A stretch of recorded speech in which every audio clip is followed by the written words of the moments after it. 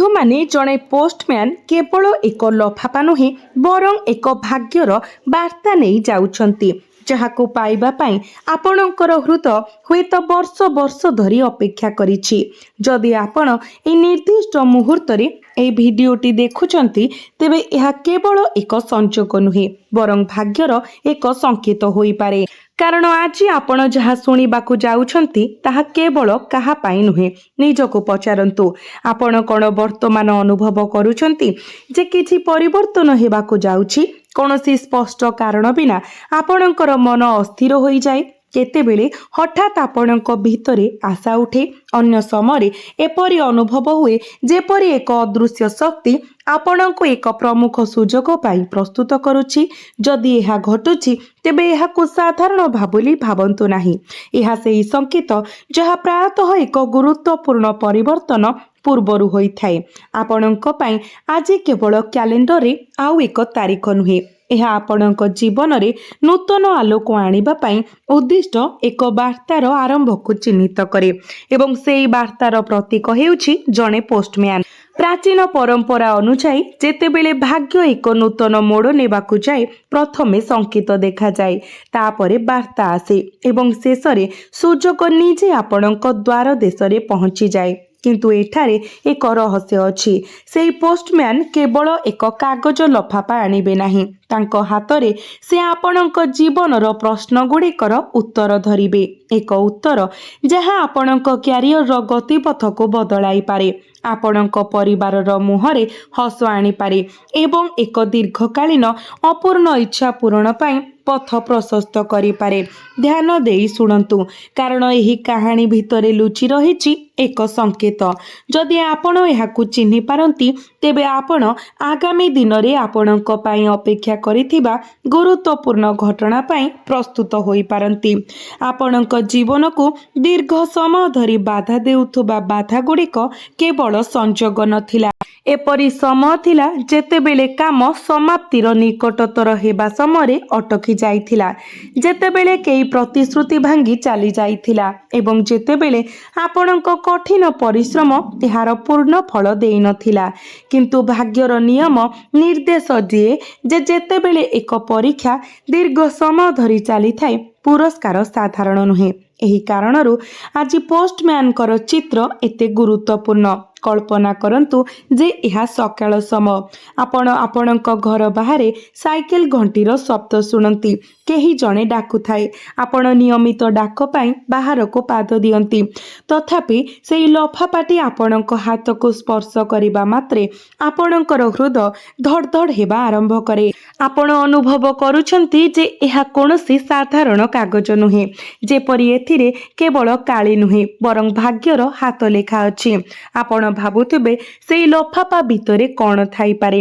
ଏହି ପ୍ରଶ୍ନ ଏହି ଭବିଷ୍ୟବାଣୀର ସର୍ବୋତ୍ତମ ରହସ୍ୟର ମୂଳରେ ରହିଛି। କିଛି ଲୋକଙ୍କ ପାଇଁ ଏହା ଦୀର୍ଘ ପ୍ରତୀକ୍ଷିତ ଶୁଭ ଖବର ହୋଇପାରେ, ଅନ୍ୟମାନଙ୍କ ପାଇଁ ଚାକିରି କିମ୍ବା କ୍ୟାରିୟର, ଆର୍ଥିକ ଆଶ୍ୱସ୍ତି କିମ୍ବା ପରିବାରର ଆନନ୍ଦର ବାର୍ତ୍ତା ସହ ଜଡ଼ିତ ଏକ ସୁଯୋଗ ଏବଂ କିଛି ଲୋକଙ୍କ ପାଇଁ ଏହା ବର୍ଷ ବର୍ଷ ଧରି ଅପେକ୍ଷା କରିଥିବା ସମ୍ମାନର ସଂକେତ ଦେଇପାରେ। କିନ୍ତୁ ଏହା ବୁଝନ୍ତୁ, ବାର୍ତ୍ତା କେବଳ ସେମାନଙ୍କ ପାଖରେ ପହଞ୍ଚେ ଯେଉଁମାନେ ଏହାକୁ ଗ୍ରହଣ କରିବାକୁ ଅନ୍ତର୍ନିହିତ ଭାବରେ ପ୍ରସ୍ତୁତ। ତେଣୁ ଆଜି ଆପଣଙ୍କ ହୃଦୟରେ କୌଣସି ନିରାଶା ରଖନ୍ତୁ ନାହିଁ, କାରଣ ଆପଣଙ୍କ ଚାରିପାଖରେ ଶକ୍ତି ବଦଳି ଯାଉଛି। ଆପଣ ଏହାକୁ ଏପର୍ଯ୍ୟନ୍ତ ଦେଖିପାରୁନାହାନ୍ତି, କିନ୍ତୁ ପରିସ୍ଥିତି ଧୀରେ ଧୀରେ ଆପଣଙ୍କ ସପକ୍ଷରେ ଯାଉଛି। ଆପଣ କ'ଣ ଏକ ପଥ ଖୋଲିବାର ସ୍ୱପ୍ନ ଦେଖୁଛନ୍ତି? ଆପଣ କ'ଣ ଧଳା କାଗଜର ଏକ ପତ୍ର, ଏକ ପୁରୁଣା ଘର, ଏକ ସାଇକେଲ କିମ୍ବା କୌଣସି ଅଜଣା ବ୍ୟକ୍ତି ଆପଣଙ୍କୁ କିଛି ଦେଉଥିବାର ଦେଖିଛନ୍ତି? ଯଦି ହଁ, ତେବେ ଏହାକୁ ହାଲୁକା ଭାବରେ ନିଅନ୍ତୁ ନାହିଁ। ପ୍ରାୟତଃ ଏକ ପ୍ରକୃତ ଘଟଣା ଘଟିବା ପୂର୍ବରୁ ବ୍ରହ୍ମାଣ୍ଡ ପ୍ରତୀକ ମାଧ୍ୟମରେ ବାର୍ତ୍ତା ପ୍ରଦାନ କରେ। ସେଥିପାଇଁ ଆଜିର ପୋଷ୍ଟମ୍ୟାନ୍ କେବଳ ଜଣେ ବ୍ୟକ୍ତି ଭାବରେ ନୁହେଁ, ବରଂ ଆପଣଙ୍କ ଭାଗ୍ୟର ଦୂତ ଭାବରେ ଦେଖାଯାଏ। ଏବଂ ଶୁଣନ୍ତୁ, ଏହି ଭବିଷ୍ୟବାଣୀର ସବୁଠାରୁ ଆଶ୍ଚର୍ଯ୍ୟଜନକ ଅଂଶ ଆସିବାକୁ ବାକି ଅଛି। କାରଣ ଏହି ବାର୍ତ୍ତା ପ୍ରତ୍ୟେକ ରାଶିର ଆପଣଙ୍କର ରାଶିର ବ୍ୟକ୍ତିଙ୍କ ଜୀବନରେ ସମାନ ଭାବରେ ପ୍ରକାଶିତ ହେବ ନାହିଁ।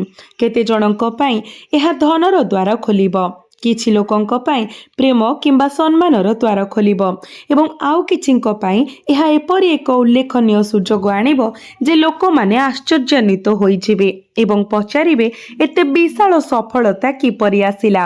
ଯଦି ଆପଣ ବର୍ତ୍ତମାନ ଏକ ବଢ଼ୁଥିବା ବିଶ୍ୱାସ ଅନୁଭବ କରୁଛନ୍ତି ଯେ କିଛି ଭଲ ଆପଣଙ୍କ ଆଡ଼କୁ ଯାଉଛି, ତେବେ କେବଳ କମେଣ୍ଟ ବକ୍ସରେ ଜୟ ମାତାଦି ଲେଖନ୍ତୁ। କେତେକ ସମୟରେ କେବଳ ଏକ ସକାରାତ୍ମକ ଉଦ୍ଦେଶ୍ୟ ମନର ଶକ୍ତିକୁ ଏକ ନୂତନ ଦିଗରେ ନେଇପାରିବ। ବନ୍ଧୁମାନେ, ସେହି ପୋଷ୍ଟମ୍ୟାନ୍ କେବଳ ଏକ ଲଫାପା ବ୍ୟତୀତ ଅଧିକ କିଛି ଆଣି ଆସିବ। ସେ ଏକ ସଂକେତ ଆଣିବେ ଯାହାକୁ ଅଧିକାଂଶ ଲୋକ ଅଣଦେଖା କରିବେ ଏବଂ ଏହି ସଂକେତ ହିଁ ଆପଣଙ୍କ ଜୀବନରେ ଆସୁଥିବା ଶୁଭ ଖବରର ପରିମାଣ ନିର୍ଣ୍ଣୟ କରିବ। ଅନେକ ଲୋକ ଭାବିପାରନ୍ତି ଯେ ଜଣେ ପୋଷ୍ଟମ୍ୟାନ୍ କିପରି କାହାର ଭାଗ୍ୟ ପରିବର୍ତ୍ତନ କରିପାରିବେ, କିନ୍ତୁ ଆପଣଙ୍କ ରାଶିରେ ଜନ୍ମିତ ବ୍ୟକ୍ତିମାନଙ୍କ ପାଇଁ ଜୀବନର ସର୍ବୋତ୍ତମ ଖବର ପ୍ରାୟତଃ ବିନା ଧୁମଧାମରେ ଆସିଥାଏ। ଏଗୁଡ଼ିକ ନୀରବ ପାଦ ଚିହ୍ନ ସହିତ ଆସିଥାଏ, ଯେପରି ସୂର୍ଯ୍ୟୋଦୟର ପ୍ରଥମ କିରଣ, ମନ୍ଦିରର ଘଣ୍ଟିର ମୃଦୁ ଶବ୍ଦ କିମ୍ବା ଜଣେ ବୃଦ୍ଧ ପୋଷ୍ଟମ୍ୟାନଙ୍କ ସାଇକେଲ ଘଣ୍ଟିର ପରିଚିତ ଘଣ୍ଟି। ଏକ ଶବ୍ଦ ଯାହା ସାଧାରଣ ମନେ ହୁଏ କିନ୍ତୁ ଏଥର ଏକ ଅସାଧାରଣ ଲକ୍ଷଣକୁ ଲୁଚାଇ ରଖେ। ଆଜି ଆପଣଙ୍କ ଜୀବନରେ ପ୍ରବେଶ କରୁଥିବା ପରିବର୍ତ୍ତନ ଏକ ମହାନ ଘଟଣା ସହିତ ଆରମ୍ଭ ହେବ ନାହିଁ। ଏହା ଏକ ଛୋଟ ସୂଚନା ସହିତ ଆରମ୍ଭ ହେବ, ତାପରେ ଏକ ବୈଠକ ହେବ, ତାପରେ ଏକ ସୁଯୋଗ ଆସିବ। ଏପରି ଏକ ଉଲ୍ଲେଖନୀୟ ଯେ ଆପଣ ବିଶ୍ୱାସ କରିବେ ନାହିଁ ଯେ ଆପଣଙ୍କର ଦୀର୍ଘ ସମୟ ଧରି ସ୍ଥିର ରହିଥିବା ଭାଗ୍ୟ ହଠାତ୍ କିପରି ଖୋଲିଗଲା। ମନେ ରଖନ୍ତୁ, ସମସ୍ତ ଶୁଭ ଖବର ଟଙ୍କା ସହିତ ଜଡ଼ିତ ନୁହେଁ। କେତେକ ସମୟରେ ଗୋଟିଏ ଖବର ସମ୍ପୂର୍ଣ୍ଣ ପରିବାରର ଭବିଷ୍ୟତକୁ ଆକାର ଦେଇପାରେ। ଏହା ଜିନିଷଗୁଡ଼ିକୁ ପରିବର୍ତ୍ତନ କରେ।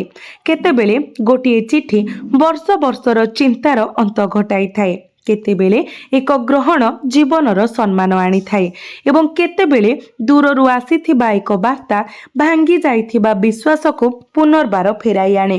ସେଥିପାଇଁ ଆଜିର ସଂକେତ ଏତେ ଗଭୀର।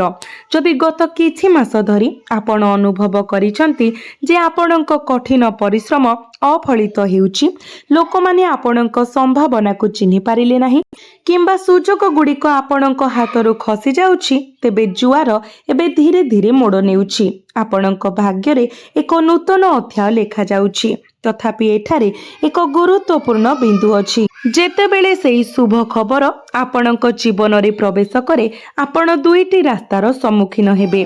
ପ୍ରଥମଟି ହେଉଛି ଭୟର ପଥ, ଯେଉଁଠାରେ ଆପଣଙ୍କ ମନ ହୁଏତ ଫୁସ୍ଫୁସ୍ କରି କହିପାରେ, ହୁଏତ ଏହା ମୋ ପାଇଁ ନୁହେଁ। ଦ୍ୱିତୀୟଟି ହେଉଛି ବିଶ୍ୱାସର ପଥ, ଯେଉଁଠାରେ ଆପଣଙ୍କ ଅନ୍ତରାତ୍ମା ଘୋଷଣା କରିବ, ଏହା ସେହି ସୁଯୋଗ ଯାହା ପାଇଁ ମୁଁ ଅପେକ୍ଷା କରିଥିଲି। ଏଥର ଆପଣଙ୍କ ଅନ୍ତର ସ୍ୱରକୁ ଅଣଦେଖା କରନ୍ତୁ ନାହିଁ। ଆଜିର ଗ୍ରହ ଶକ୍ତି ବାରମ୍ବାର ସଂକେତ ଦେଉଛି ଯେ ଆପଣଙ୍କ ଆଡ଼କୁ ଆସୁଥିବା ସୁଯୋଗ କେବଳ ଆପଣଙ୍କ ବର୍ତ୍ତମାନକୁ ପରିବର୍ତ୍ତନ କରିବ ନାହିଁ, ବରଂ ଆପଣଙ୍କ ଭବିଷ୍ୟତର ଗତିପଥକୁ ମଧ୍ୟ ପରିବର୍ତ୍ତନ କରିପାରେ। ଏବେ କଳ୍ପନା କରନ୍ତୁ ଯେ ସେହି ପୋଷ୍ଟମ୍ୟାନ୍ ଆପଣଙ୍କ ଦ୍ୱାର ପାଖରେ ହସି ହସି ଠିଆ ହୋଇଛନ୍ତି, ଏକ ଲଫାପା ଧରିଛନ୍ତି। ଯେତେବେଳେ ସେ ଆପଣଙ୍କୁ ଏହା ଦିଅନ୍ତି, ସେ କୁହନ୍ତି, ଆପଣ ଏଥିପାଇଁ ବହୁତ ଦିନ ଧରି ଅପେକ୍ଷା କରିଛନ୍ତି, ନୁହେଁ କି? ସେହି ବାକ୍ୟଟି ଆପଣଙ୍କ ମନରେ ପ୍ରତିଧ୍ୱନିତ ହେବ, କାରଣ ସେହି ମୁହୂର୍ତ୍ତରେ ଆପଣ ଅନୁଭବ କରିବେ ଯେ ଏହା ସେହି ଖବର ଯାହା ପାଇଁ ଆପଣ ଅଗଣିତ ରାତି ଚିନ୍ତିତ ହୋଇ ବିତାଇଥିଲେ, ଆଗ୍ରହର ସହିତ ପ୍ରାର୍ଥନା କରିଥିଲେ ଏବଂ ବାରମ୍ବାର ଭାବୁଥିଲେ ଯେ କେବେ ଆପଣଙ୍କର ପାଳି ଆସିବ। ସେହି ମୁହୂର୍ତ୍ତ ଆଉ ଦୂର ନୁହେଁ। ଏହା ଆପଣଙ୍କ କ୍ୟାରିୟରରେ ଏକ ନୂତନ ଆରମ୍ଭର ସଂକେତ ଦିଏ। ଆପଣ ହଠାତ୍ ଏକ ଚାକିରି ଆବେଦନ କିମ୍ବା ଏକ ସୁଯୋଗ ସମ୍ପର୍କରେ ସକାରାତ୍ମକ ଖବର ପାଇପାରନ୍ତି, ଯାହା ଆପଣ ପ୍ରାୟତଃ ହାର ମାନି ନେଇଥିଲେ। ଅନ୍ୟମାନଙ୍କ ପାଇଁ ଏହା ଆର୍ଥିକ ଆଶ୍ୱସ୍ତିର ସମୟ, ହୁଏତ ଅଟକି ରହିଥିବା ପାଣ୍ଠିର ପୁନରୁଦ୍ଧାର, ଏକ ପୁରୁଣା କାରବାରର ସମାଧାନ କିମ୍ବା ଆର୍ଥିକ ଖବର ଯାହା ଆପଣଙ୍କ ମନରୁ ଏକ ଭାରି ବୋଝ ଉଠାଇଥାଏ। ଆପଣଙ୍କ ପାରିବାରିକ ଜୀବନରେ ମଧ୍ୟ ଏକ ସୁଖଦ ପରିବର୍ତ୍ତନ ଦୃଶ୍ୟମାନ ହେଉଛି। ଦୀର୍ଘ ଦିନର ଭୁଲ ବୁଝାମଣା କ୍ଷୀଣ ହେବା ଆରମ୍ଭ ହେବ। ଆପଣ ଜଣେ ପ୍ରିୟଜନଙ୍କ ଠାରୁ ଏକ ବାର୍ତ୍ତା ପାଇପାରନ୍ତି ଯାହା ଆପଣଙ୍କ ଘରର ପରିବେଶରେ ଅଧିକ ଶାନ୍ତି ଏବଂ ଖୁସି ଆଣିଥାଏ। ଯଦି ଆପଣ କୌଣସି ସମ୍ପର୍କ ବିଷୟରେ ଦ୍ୱନ୍ଦ୍ୱ ଅନୁଭବ କରୁଥିଲେ ତେବେ ଏହି ସମୟ ଆପଣଙ୍କୁ ନୂତନ ଆଶା ପ୍ରଦାନ କରିବ। ଆପଣ ପ୍ରତ୍ୟେକ ପ୍ରଶ୍ନର ଉତ୍ତର ତୁରନ୍ତ ପାଇବେ ନାହିଁ, କିନ୍ତୁ ଆପଣଙ୍କ ଭିତରେ ବିଶ୍ୱାସର ଭାବନା ନିଶ୍ଚିତ ଭାବରେ ଜାଗ୍ରତ ହେବା ଆରମ୍ଭ କରିବ। ଏବେ ଆପଣଙ୍କ ଚାରିପାଖ ପ୍ରତି ଧ୍ୟାନ ଦିଅନ୍ତୁ। ଗତ କିଛି ଦିନ ଧରି ଆପଣ ବାରମ୍ବାର ଧଳା ରଙ୍ଗ ଲକ୍ଷ୍ୟ କରୁଛନ୍ତି କି? ହୁଏତ ଏକ ପୁରୁଣା କାଗଜ ଖଣ୍ଡ, ଏକ ତାଲା ପଡ଼ିଥିବା ଆଲମାରୀ, ଏକ ଭୁଲି ଯାଇଥିବା ଦଲିଲ କିମ୍ବା କୌଣସି ପୁରୁଣା ପରିଚିତ ବ୍ୟକ୍ତିଙ୍କ ହଠାତ୍ ସ୍ମୃତି। ଏପରି ସଂକେତ ଗୁଡ଼ିକ ପ୍ରାୟତଃ ଶୁଭ ଖବର ଆସିବା ପୂର୍ବରୁ ଦେଖାଯାଏ। ସେଗୁଡ଼ିକ କେବଳ ସଂଯୋଗ ବୋଲି ଭାବନ୍ତୁ ନାହିଁ, କାରଣ ବ୍ରହ୍ମାଣ୍ଡ ପ୍ରଥମେ ଏକ ସଂକେତ ପ୍ରଦାନ କରେ, ତାପରେ ଏକ ସୁଯୋଗ ପ୍ରଦାନ କରେ ଏବଂ ଶେଷରେ ସଫଳତା ସେହି ବ୍ୟକ୍ତି ପାଖକୁ ଆସିଥାଏ ଯିଏ ସେହି ସଂକେତକୁ ସମୟରେ ଚିହ୍ନିଥାଏ। ଯଦି ଆପଣ ବଢ଼ୁଥିବା ବିଶ୍ୱାସ ଅନୁଭବ କରୁଛନ୍ତି ଯେ ଆପଣଙ୍କର ଭାଗ୍ୟ ପ୍ରକୃତରେ ପରିବର୍ତ୍ତନ ହେବାକୁ ଯାଉଛି, ତେବେ କମେଣ୍ଟ ବକ୍ସରେ ଜୟ ମାତା ଦି ନିଶ୍ଚୟ ଲେଖନ୍ତୁ। ଏହି ଶବ୍ଦ କେବଳ ଏକ ମନ୍ତବ୍ୟ ନୁହେଁ, ଏହା ଆପଣଙ୍କର ଭାଗ୍ୟ ସମ୍ପର୍କରେ ଏକ ସକାରାତ୍ମକ ନିଶ୍ଚିତକରଣ ହେବ। ଏବଂ ଯଦି ଆପଣ ଏପରି ସକାରାତ୍ମକ ଭବିଷ୍ୟବାଣୀ ପାଇବାରେ ପ୍ରଥମ ହେବାକୁ ଚାହୁଁଛନ୍ତି ତେବେ ଆମ ସହିତ ସଂଯୁକ୍ତ ରୁହନ୍ତୁ। ପରବର୍ତ୍ତୀ ସଂକେତ ଠିକ୍ ସେହି ସମୟରେ ଆସିପାରେ ଯେତେବେଳେ ଆପଣଙ୍କୁ ଏହାର ସବୁଠାରୁ ଅଧିକ ଆବଶ୍ୟକତା ପଡ଼ିପାରେ। କିନ୍ତୁ ସବୁଠାରୁ ବଡ଼ ରହସ୍ୟ ଏପର୍ଯ୍ୟନ୍ତ ପ୍ରକାଶିତ ହୋଇନାହିଁ। ସେହି ଦୂତଙ୍କ ଦ୍ୱାରା ବହନ କରାଯାଇଥିବା ଲଫାପାଟି ଏକ ଅଦୃଶ୍ୟ ଚିହ୍ନ ଧାରଣ କରିଥାଏ। ଯଦି ଆପଣ ଏହାକୁ ଚିହ୍ନି ପାରନ୍ତି ତେବେ ଆପଣ ତୁରନ୍ତ ଆପଣଙ୍କ ପାଖକୁ ଆସୁଥିବା ଶୁଭ ଖବରର ପରିମାଣ ବୁଝିପାରିବେ। ଏହି ସମ୍ପୂର୍ଣ୍ଣ ଭବିଷ୍ୟବାଣୀର ଅର୍ଥ ଅସମ୍ପୂର୍ଣ୍ଣ ରହିବ ବୋଲି ଗୁପ୍ତ କଥା ଉନ୍ମୋଚନ କରିବାର ସମୟ ଆସିଛି। କୁହାଯାଏ ଯେ ଯେତେବେଳେ ଈଶ୍ୱର ଜଣେ ବ୍ୟକ୍ତିଙ୍କ ଜୀବନରେ ଏକ ବଡ଼ ପରିବର୍ତ୍ତନ ଆଣିବାକୁ ଚାହାନ୍ତି, ସେ ପ୍ରଥମେ ସେମାନଙ୍କର ପରୀକ୍ଷା କରନ୍ତି, ସାହସର ପରୀକ୍ଷା କରନ୍ତି। ହୁଏତ ସେଥିପାଇଁ ନିକଟ ଅତୀତରେ ଆପଣ ଅନେକ ପରିସ୍ଥିତିର ସମ୍ମୁଖୀନ ହୋଇଛନ୍ତି ଯାହା ଆପଣଙ୍କୁ ହୃଦୟରୁ ଆନ୍ଦୋଳିତ କରିଛି। ଏପରି ସମୟ ଥିଲା ଯେତେବେଳେ ଆପଣ ଅନୁଭବ କରିଥିଲେ ଯେ ଆଗକୁ କିଛି ଭଲ ନାହିଁ, ତଥାପି ଏହି ସମୟରେ ଅଦୃଶ୍ୟ କ୍ଷେତ୍ରରେ ଆପଣଙ୍କ ଭାଗ୍ୟର ଏକ ନୂତନ ଅଧ୍ୟାୟ ଲେଖାଯାଉଥିଲା। ଠିକ୍ ସେହି କାରଣରୁ ଆଜି ଆସୁଥିବା ଦୂତ କୌଣସି ସାଧାରଣ ଖବର ବାହକ ନୁହନ୍ତି। ଏହା ସୂଚିତ କରେ ଯେ ଆପଣଙ୍କ ଅପେକ୍ଷାର ସମୟ ଶେଷ ହେବାକୁ ଯାଉଛି। ଧ୍ୟାନ ଦେଇ ଶୁଣନ୍ତୁ। ଯେତେବେଳେ ଏହି ଶୁଭ ଖବର ଆସିବ, ଆପଣ ପ୍ରଥମେ ଏହାର ଗୁରୁତ୍ୱକୁ ସମ୍ପୂର୍ଣ୍ଣ ଭାବରେ ବୁଝିପାରିବେ ନାହିଁ। ଏହା କେବଳ ଏକ ସାଧାରଣ ସୂଚନା ପରି ମନେ ହୋଇପାରେ, ତଥାପି କିଛି ଦିନ ମଧ୍ୟରେ ସେହି ସୂଚନା ଏକ ଗୁରୁତ୍ୱପୂର୍ଣ୍ଣ ସୁଯୋଗରେ ପରିଣତ ହେବ। ଯେ ଆପଣ ଇଚ୍ଛା କରିବେ, ଆପଣ ଶୀଘ୍ର ଅନୁଭବ କରିଥିଲେ ଯେ ଏହା ଏକ ଜୀବନ ପରିବର୍ତ୍ତନକାରୀ ମୁହୂର୍ତ୍ତ। ଏହିଠାରେ ଅଧିକାଂଶ ଲୋକ ଭୁଲ କରନ୍ତି।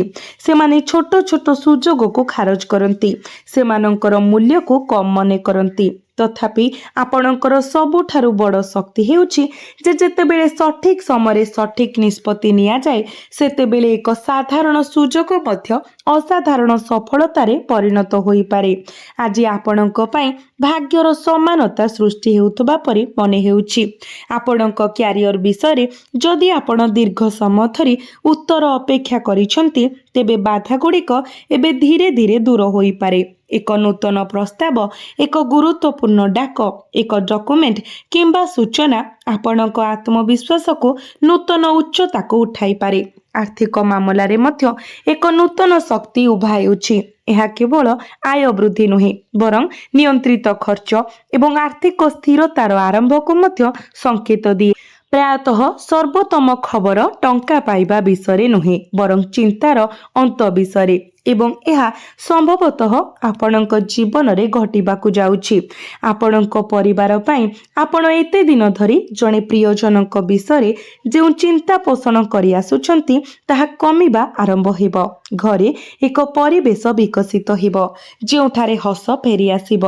ଜଣେ ଗୁରୁଜନଙ୍କର ଆଶୀର୍ବାଦ କିମ୍ବା ପରିବାରର ଜଣେ ଛୋଟ ସଦସ୍ୟଙ୍କ ଖୁସି ଆପଣଙ୍କ ମନୋବଳକୁ ଉନ୍ନତ କରିବ। ଏହା ଆପଣଙ୍କୁ ଗଭୀର ଭାବରେ ସ୍ପର୍ଶ କରିପାରେ। ଆପଣଙ୍କ ପ୍ରେମ ଜୀବନରେ ଏକ ଅନନ୍ୟ ପରିବର୍ତ୍ତନ ମଧ୍ୟ ଦୃଶ୍ୟମାନ ହୁଏ। ଯଦି ଆପଣ କାହାକୁ ଅପେକ୍ଷା କରୁଛନ୍ତି, ତେବେ ଧୈର୍ଯ୍ୟ ରଖନ୍ତୁ। ପ୍ରାୟତଃ ଉତ୍ତର ସିଧାସଳଖ ଶବ୍ଦରେ ଆସେ ନାହିଁ। ପ୍ରଥମେ ସଂକେତ ଦେଖାଯାଏ, तापरे विश्वास निर्मित हुए एवं परवर्ती समय संपर्क तार प्रकृत दिग पाई थाए। किंतु एबे मु आपणको सेही अदृश्य संकेत विषय कहबाकू चाहूँगी। जदि आगामी दिन रे आपण हठात एक पुराणा दलिल, एक भूली जाइथिबा चिठी, एक बंद लफाफा किंबा वर्ष वर्ष धरी देखि नथिबा कोनोसी वस्तु पाती, तेबे एहाकू केवल एक संजोग बोली भावंतु नाही। यह आपणको मने पकाइबार एक संकेत होई पारे जे एक पुराणा अध्याय बंद हेउछि, एक नूतन अध्याय आरंभ हेबाकू जाउछि। अनेक अभिज्ञ लोक विश्वास करती जे जेतेबेले जीवन एक नूतन दिग निये अतीतर संकेत गुड़िक निजे सामना को आसीबा आरंभ करती एवं एहा आपणक चारि पाखरे मध्य घटुछि। एबे आपणक अंतर्निहित स्वार्थ उपरे ध्यान दियंतु। आपण कौन अनुभव करती जे ई संपूर्ण कहानी आज केवल एक कहानी परि मने हेउ नाही। एहा एपरि जेपरि एक अदृश्य शक्ति आपणको भीतरु प्रस्तुत हेबाको कहुछि जे सम परिवर्तन हेबाको जाउछि। जदि आपण एपरि अनुभव करूछंती तेबे से भावना को सम्मान दियंतु, कारण समस्ते बारंबार एपरि संकेत पाती नाही। जदि एही कहानी आपणक भितरे आशा जागृत करिछि तेबे कमेंट बॉक्स रे जय माता दी लिखंतु। केतेक समय गोटे सकारात्मक शब्द मध्य आमर आभ्यंतरीण विश्वास को दृढ़ करि पारिबो एवं जदि आपण भविष्यत रे आपणक भाग्य संपर्क रे एपरि गभीर संकट पाइबा जारी रखंती तेबे एही परिवार सहित संयुक्त रुहंतु। किंतु एक शेष रहस्य बाकी अछि। पोस्टमैन जो वार्ता देई थाए ताहाठारु अधिक गुरुत्वपूर्ण हेउछि आपण एहाको खोलिबार मुहूर्त, कारण सेई मुहूर्त रे आपण अनुभव करिवे जेहा केवल भल खबर नथिला, एहा एक नूतन भाग्यर द्वार रे प्रथम ठक ठक थिला। एही समग्र कहानी आपणको धीरे धीरे प्रस्तुत करुथबा शेष मुहूर्त को आनी देइछि। कल्पना करंतु जे सकाळर नरम सूर्य किरण आपणक अगणारे अवतरण करुछि।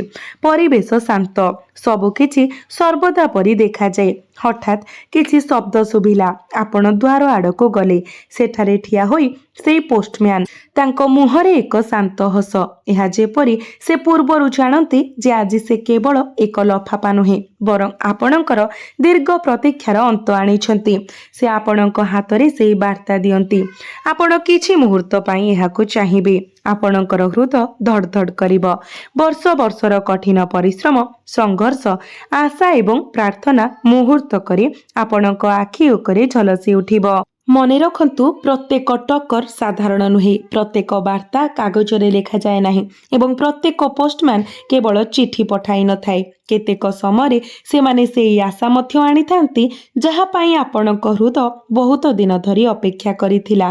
परवर्ती शुभ खबर आपणक कल्पना ठारू आहुरी सुंदर होई पारे।